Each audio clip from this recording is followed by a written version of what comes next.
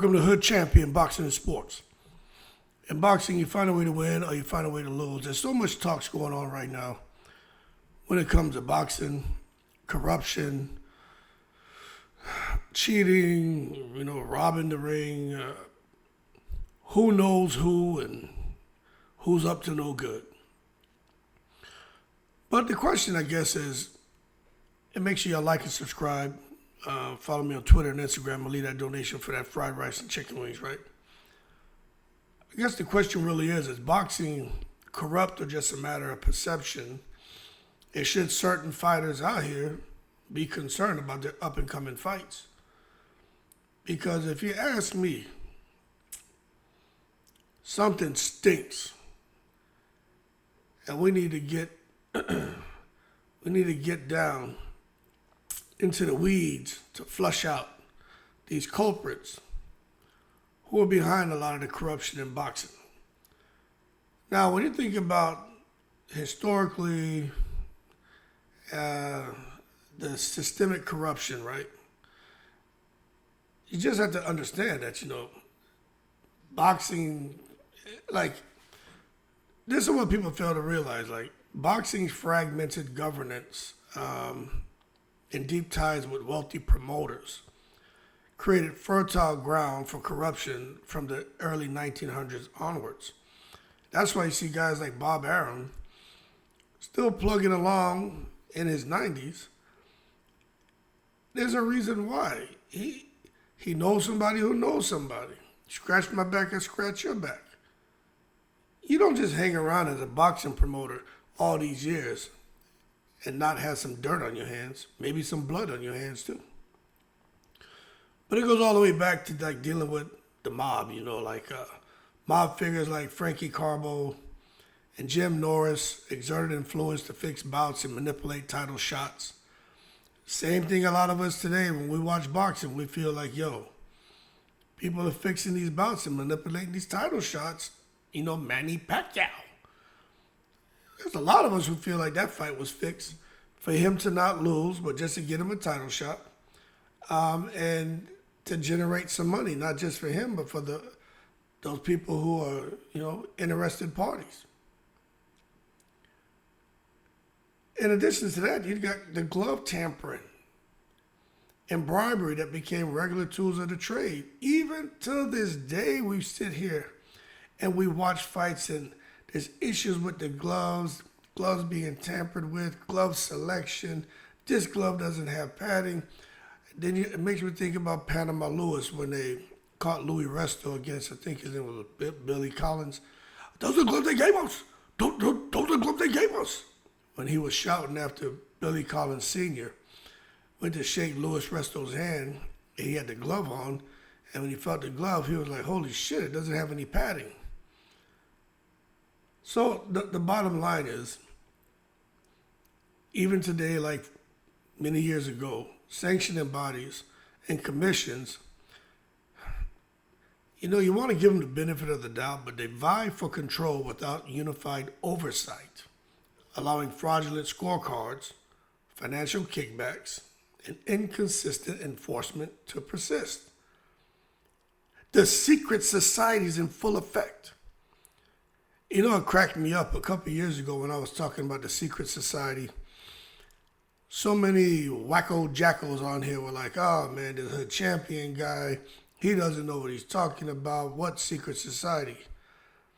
And my retort was more, go read, bozo. You think I'm just pulling this shit out my ass? Go and read. Corruption in boxing has been going on for a long time, and I think it's still prevalent today. But when we talk about modern manifestations, look, recent controversies, like the New York State Athletic Commission's handling of Gervonta Davis's uncounted knockdown. How many people to this day, Deontay Wilder, are still raising hell about Lamont Rhodes getting jerked?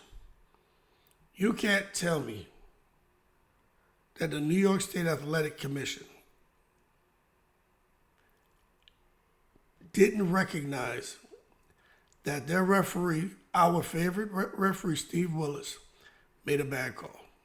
And instead of making a correction, they just left it alone, let it play out, and figured there'd be a rematch, and any wrongs would be corrected in the rematch. Nah, it's looking like the rematch the date may get pushed back, or it may not happen at all. But that uncounted knockdown, when it came to Gervonta Davis and Lamont Roach Jr., in my opinion, right, that's as clear of a case as corruption as you can get. But it underscores that corruption has not vanished. Promoters, networks, and sanctioning bodies still collude to shape matchmaking and rankings, often prioritizing profit over integrity. Now, when it comes to Turkey al-Sheikh, when I think about sanctioning bodies, collusion to shape matchmaking and rankings, I can't help but think about Turkey al-Sheikh and how he's coming to boxing. And because of his dollar bill, y'all, Wu-Tang cream, cha-ching ching, there's a reason why you're seeing all these fights being made and certain guys getting put in position and getting ranked by these different commissions. Many years ago, Bob Arum was under the microscope, Don King, and it was somebody else. But it's happened several times where they pay these commissions hefty sums of money to have their guys moved up to like the top one or two positions as far as their ranking. That way they get a title shot or a title eliminator. But the bottom line is, it goes back to what we're talking about. Sanctioning bodies and collusion to shape matchmaking and rankings. Prioritizing profit over integrity. Now, as we continue on and we talk about the role of perception and psychology, listen, I may have trouble hearing, but I'm not damn blind. I got pretty good vision. And when I see shit happening in the ring, don't sit there and tell me I'm not seeing what I'm seeing. But what I will say is not every unpopular decision stems from a bribe or some kind of corruption. Close contests naturally breed doubt, and fans' narrative and pattern-seeking biases lead them to suspect foul play. Social media amplifies these emotions. Hood Champion doesn't help the cause at all because I'm always talking about the secret society and bullshit. But you know, that part of it's my sense of humor, but also I do feel that way. But I try to have fun with the content. If you follow the channel, you know that. But, you know, when you see, I'd say when a person wants to kind of frame a tight scorecard as a robbery, even when the judges acted within this subjective mandate, I think that could be a bit unfair to the system. But the problem is, it happens all too often. So what do you expect fans to do? What do you expect guys like me who create content to do? You got to call it like you see it. And when you watch some shit like Pacquiao and Barrios this past weekend, I don't care what anyone says. You're watching this young killer in Barrios pull shots, not let his hands go, and try to convince us that Pacquiao at 46 is still a threat, still this powerhouse, still this Filipino typhoon. It's going to wreak havoc in the ring if I don't focus defense first. Hey, yo, Barrios, hold your horses. Stop taking it to the stupid. We're trying to ensure the sport's integrity truly matches its drama. But I don't know, man, because the reality is boxing does harbor real corruption. And I get it, perception can kind of outpace clear-cut definitive proof. But don't sit there, man, and try to play on our intelligence. But I think if we're going to talk about, you know, perception, psychology, I think addressing both requires unified governance. Transparent scoring, I don't know if open scoring is the transparency we need, but it should be transparent scoring, stricter sanctioning, and fan education on scoring criteria. That's one thing I know for a fact. Most of these fans, they've never taken time out to read the rule books, and especially for judges and how they score fights. They don't. They just sit here and watch a fight, and who they think landed the most punches or the hardest shot, then to them they won the round. And even if they see that happening and it's not from the fighter they want to win, they still scored a round for their fighter. So you can't go with anything 80% of these fans are talking about. But the bottom line is, if they implement some of those measures, maybe that helps to rebuild some trust with the fans. Now, for me, this whole Brian Norman Jr., Devin Haney, Victor Conte, Vada ties, that's a shit sandwich that's starting to stink, people. Now, Brian Norman Jr. openly questioned Vada's integrity on the Porterway podcast, where he said, Victor Conte with the Vada stuff, right? Devin Haney with Victor Conte, right? Is there any other testing organization we can get into? Because I don't know if I can trust them. Now look, Ryan Garcia went through what he went through with Devin. Victor Conte was all over Ryan. Bill Haney was all over Ryan.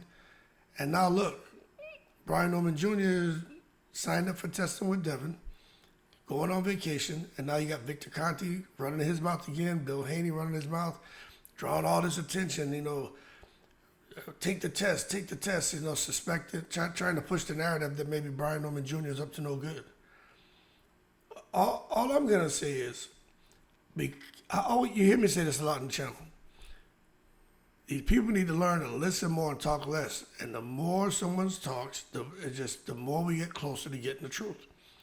And I think Bill Haney is just bringing more attention on himself. How does he have such a connection to Victor Conte? There ain't no other promoter coming out here bigging up Victor Conte, talking about Snack the way Devin Haney, his dad, does. Something doesn't make sense. And then even they got the guy, I don't know what Sean Zeitel does, but I know he's loves boxing. He's a journalist, but I'm sure he was doing something covering boxing in some aspect before he started his YouTube channel. But the bottom line is, he added some serious fuel by revealing Conte once claimed he knows how to beat Vada's protocols. I've even watched the video. And when I saw that, I said, this shit is just like stoking fears of inside manipulation when it comes to Vada testing. You know what I'm saying? You got Victor Conte sitting here saying that he knows how to beat the test. Usman Sajjad came out and said the same thing. And once he came and ran his big mouth after Conor Ben tested positive for the clomiphene, Usman Sajjad said all that shit. Then he just disappeared from social media. Doesn't mean he's still not working with athletes. But if Usman Sajjad can come out and say that and be placed under scrutiny, right? Why are we still looking at Victor Conte and allowing him to be involved with the sport of boxing? I think the misconception about Victor Conte could be that they think that he owns Vada. So we need to be clear about that. Victor Conte helped consult on Vada's formation and advises fighters on nutrition and blood work analysis. But he doesn't own or control the agency. And I think some people get the lines a bit blurred. Vada remains an independent, WADA accredited testing body. And regulators like ESPN and USA Today have found no evidence that Conte can override its procedures. Now, we got to understand that. No evidence that Conte can override its procedures. But he already said, basically, he can do what the hell he wants. And any fighter, if he chose to be dirty, then he can make sure his fighters, anyone he's working with, any athlete, would pass the test. Now, there's been a recent push for early Vada testing, okay? So in the lead up to Norman Jr.'s November clash with Haney, Bill Haney publicly urged Norman Jr. to begin Vada tests immediately, even offering to pay casting the delay as suspicious despite Norman's scheduling conflicts. Now, this is well, Bill Haney, I agree, man. Hey, there's nothing wrong with asking a question. But if they agreed for the testing to start on a certain date, then you just go ahead and start on that date. I don't see what the big deal is. That's just the way I see it. But again, it comes back to, again, that balancing perception and practice, While Norman's distrust reflects boxing's history of doping scandals, no concrete proof exists that VADA boxing tests are compromised. So Norman Jr. can bolster confidence by adding independent testing. For example, USADA blood passport or demanding sample splits for third-party analysis. So there's things Norman Jr. can do in addition to the VADA testing that if the VADA test comes back positive for something, he'll have these other tests that should come out and debunk those tests by saying, okay, you're saying positive, he did tests with these two separate agencies and they both came back negative. So what's really going on? And I think there's some transparency that I just think the Haneys want and Norman Jr. wants. But the bottom line, I think if they're publishing test dates, if the protocols are known, and then you're getting the results, I don't think there's anything else needed to, in my opinion, to remedy lingering doubts. So in short, when it comes to Brian Norman Jr., his worries tap into boxing skepticism towards PED oversight, but VADA's structure and accreditation might outright corruption unlikely. It might make corruption unlikely. But I'll be honest with you, even I don't know. But I do know something stinks. I do. But Brian Norman Jr. can address perception with extra testing layers and full disclosure to ensure a level playing field. Just some of these guys don't want to pay the money. Remember, Norman Jr., I don't know, I'm not sure just what his net worth is, but he's not a guy sitting on 50 million, 100 million yet. If he keeps fighting the way he is, he'll get there. But some of these other guys, they have real money. They can afford to do all that. But the thing is, the guys like Devin Haney, they're not thinking about all that extra shit. They're comfortable in the space they're in. There's these other guys who are like, why are they so comfortable with the process? Why are they so comfortable with snack and testing and VADA, and everybody else is uneasy? It makes you wonder. Why is Bill Haney such an advocate for VADA and snacking, making it seem like we're pushing for clean testing, and these other guys don't want it? Well, it's because there's a bit of a trust issue here. But how come Bill Haney and Devin Haney are the only ones who seem to want to French kiss Victor Conte in the goddamn mouth with that horrible Italian smiling Chinese mustache that he has? And nobody else wants to get close to this guy. So again, when you talk a whole lot, eventually a little bit of truth starts to come out. And that's what I think is going on. You got to understand, man, and I don't even throw Terrence Crawford into this shit. Terrence Crawford and Haney, their ties to Victor Conte. Look, in case you've been sleeping underneath a rock, boxing's most notorious name in doping is Victor Conte. And he laid the groundwork for the Balco scandal, providing undetectable steroids to elite athletes for over a decade. Why wouldn't he be doing that now? Because he said so. He served prison time in 2005 and then tried to rebrand himself as an anti-doping advocate, helping form VADA and advising fighters on nutrition and blood work analysis. Look, I got to watch what I say. But this whole thing about being reformed and everything, it reminds me of this video I was watching. Out there in Africa, they had these gangs, and this one guy, he called himself General Butt Naked. And they were slaughtering people. And anyway, this guy, what they would do is women would bring their babies to them to sacrifice their babies, and they would use their knife and make an incision in the baby's back and reach through the baby's back and pull out the baby's heart, cut the heart up and everybody eat a piece of the baby's heart. It's supposed to make them stronger.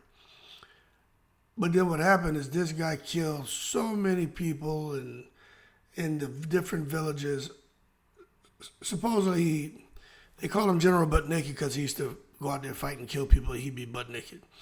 But supposedly, he turned to religion, became a Christian, and now he's out there he's a pastor, and he's going up to family members of the deceased people he killed, and like, I know I killed your brother, but I'll be your brother now. And they're crying and hugging him and jumping and celebrating.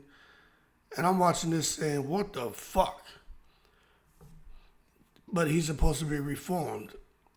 So when it comes to Victor Conte, and as far as him being rebranded, and the more I listen to him talk, and the more I'm paying attention to this shit about Vada, the more I'm starting to ask the same question. What the fuck? Because though Conte consults with Vada, I don't see how that's allowed. I just don't understand I just don't get it. Anyway, he has no ownership or control over its testing protocols. VADA remains a World Anti-Doping Agency accredited independent agency. Conte snacks, supplements, and blood analysis services are transparent. He openly helps athletes list every product on their contracts to avoid inadvertent doping violations. But it goes back to what he said, hey, I can make sure a guy passes his pet test. So the fact that every athlete lists every product on their contracts, I mean, what about the shit they could be taking that he's making sure is being concealed by other stuff? So it really, this whole snack thing stinks. But if you ask Victor Conte, he's going to come out and publicly deny any inside track on VADA results. He's going to say, I don't know nothing. I ain't see nothing. I ain't hear nothing. I ain't smell nothing. I don't know nothing. Nothing but nut from nothing leave nothing. I don't know nothing. And he's going to continue insisting the agency returns tests only after its 72-hour turnaround and with the full chain of custody procedures, basically saying he doesn't get a heads up on what's going on. And he's just another guy who's just sitting on the sidelines waiting for results, just like everyone else, 72-hour turnaround.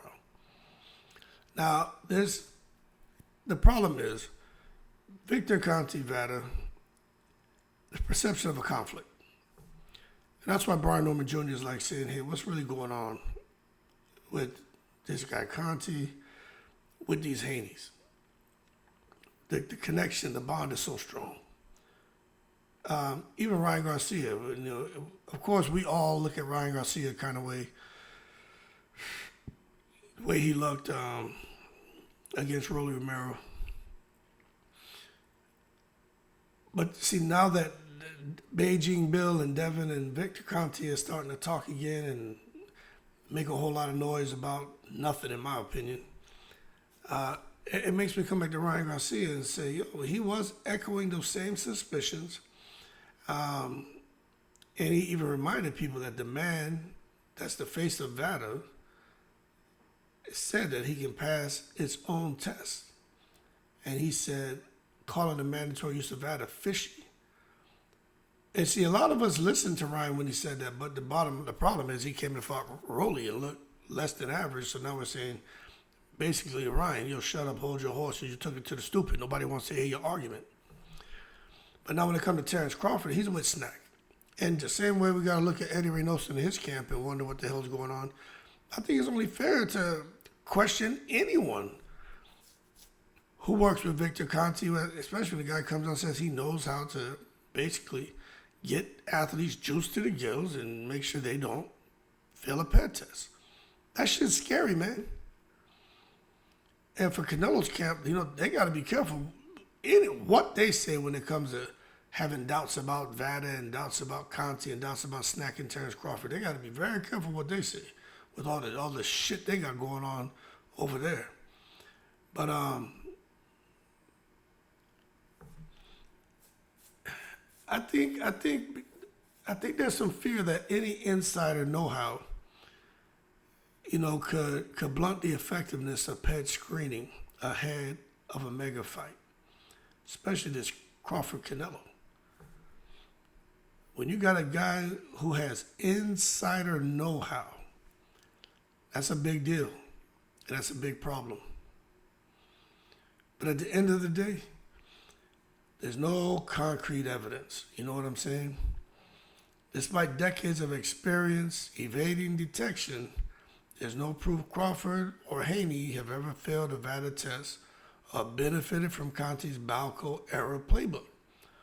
Both remain clean in public records. VADA's protocols include random blood and urine sampling, immune to single-person manipulation. Multiple agencies often double-check samples, making concealment highly unlikely. Furthermore, Conte himself has criticized old-school doping, arguing today's test still catches blatant cheaters, and that the real prize for insiders is playing on the margins, not outright exemption from testing. You see, whenever Victor Conte speaks, to me, it just makes him look crazy.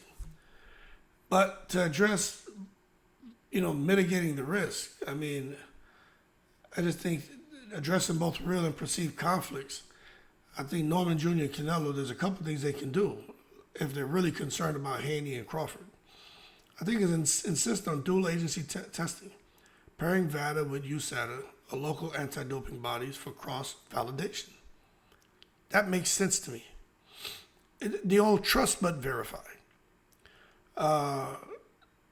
Secondly, they can require split sample analysis so an independent lab can retest any positive findings. And thirdly, they can publish a chain of custody log and public testing calendar to ensure transparency. But the bottom line is, suspicion is understandable given Conte's Balco past and his ties to Crawford and Haney.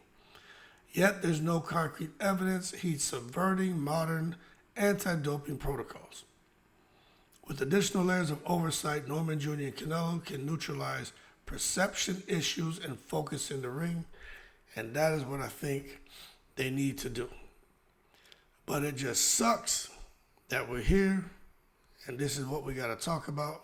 This is what we got to deal with, because the bottom line for some of these fighters, like the title says, when winning means cheating, robbing in the ring. For some of these fighters, it's just that important that they'll do whatever they have to do to get the victory. Y'all keep cool. Shout out to the veterans, 7 continents. You know what I meant. Apologize for the interruption, but hey, if you enjoy the channel, you enjoy the content, why don't you go take time and head over to my homepage, click on the link store, so you can purchase some of the latest Hood Champion boxing merch. Got hats, shirts, sweatshirts, coffee mugs, stuff for the kids, and different designs. So again, I'd appreciate it if you took some time to head over to the store. Again, just click on the store tab on my homepage and go out there and find something you like. Got something for everybody. And again, hold your horses. Let's not take it to the stupid. Y'all keep cool. I'm in the break.